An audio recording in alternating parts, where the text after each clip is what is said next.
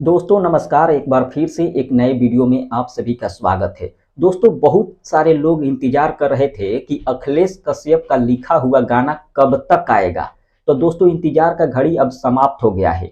अखिलेश कश्यप जी एक poster share किए हैं जिस गाना का टाइटल है कमर के कमाई। जी हाँ दोस्तों, शायद कमर के कमाई गाना का टाइटल है और इसे खेसारी लाल यादव जी गाए हैं और खेसारी लाल यादव जी के साथ में शिल्पी राज जी गाई है और रोशन सिंह का म्यूजिक है। शुभम तिवारी कंपोजर है इस गाना का।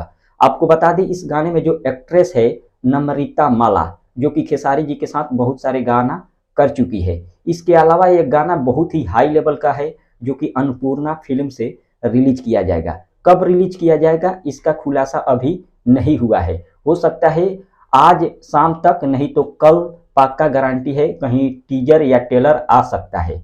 उसके बाद ट्रेलर या टीजर में बताया जाएगा कि गाना कब आएगा, लेकिन अभी पूरा कंफर्म नहीं बताया गया है कि कब टीजर आएगा कब ट्रेलर आएगा। ये अभी कंफर्म नहीं बताया गया है, लेकिन आप लोग इंतजार करिए। जैसे ही रिलीज होगा अपडेट लेकर मैं आऊँगा। मिलते हैं अगले वीडियो में। धन्यवाद।